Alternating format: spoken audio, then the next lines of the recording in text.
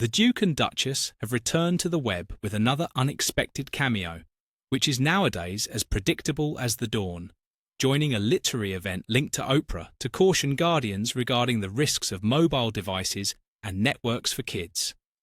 However, the actual news was not the spoken content. It was the prince's expression as his wife spoke. The couple showed up virtually to support the anxious generation by Jonathan Haidt and Catherine Price, a tome urging youth to disconnect, explore outdoors, and find actual happiness. Here come the Sussexes, lauding the writer's efforts as highly distinct and frequently connecting it to their own ambiguous initiatives regarding minor protection. Cue the head movements, cue serious voices, cue the Duchess discoursing. The prince started sincerely, applauding the creators on their investigation and posing considerate queries concerning what the author terms a device-centered upbringing. The writer replied with grim realizations regarding how digital dependency supplants rest, literature, daylight, fitness, and social socialization. Subsequently, the Duchess spoke and spoke and spoke. She cautioned regarding tech firms labeling individuals as users. She likened device dependency to narcotics, discussed nervousness, sadness, and wave impacts on households and groups. If you experienced a memory replay, do not fret. It was real. This is the identical verbal mixture she has served approximately 8 or 9 times previously, merely arranged somewhat uniquely. In the interim, the Duke remained seated there fluttering his eyes. Flutter, flutter, flutter.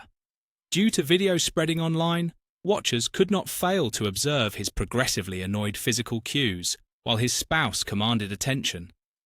The small eyes flashing at rapid velocity, the slight pivoting away, the empty gaze of a guy whose spirit momentarily abandoned the video conference. If secret signals could be sent via eyelids, that display would represent a complete emergency plea. At one stage, she spoke lyrically concerning virtual waves again, whilst he appeared as though he preferred being elsewhere, even oral operations. His look yelled fatigue, skepticism, and maybe the rising awareness that he is legally, spiritually, and contractually obligated to hear this eternally. Aesthetically, the disparity offered no assistance. The Duchess seemed retouched to the extreme, covered in Cartier gems and diamond studs, whereas the prince appeared as if he had tumbled from sleep 5 minutes prior to connecting. When the conversation shifted toward internet stalkers and the perils of platform availability, the gravity of the subject merely rendered the pair's interaction more awkward to view. She continued chattering. He continued fluttering. The facade fell, and it fell heavily.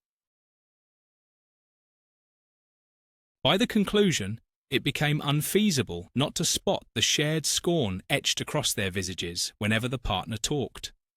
The spark vanished, the tolerance vanished, the fantasy of eternal joy on artificial respiration. Label it as you wish: fatigue, annoyance, remorse. However, the Duke's countenance narrated a tale louder than his wife's speech ever could.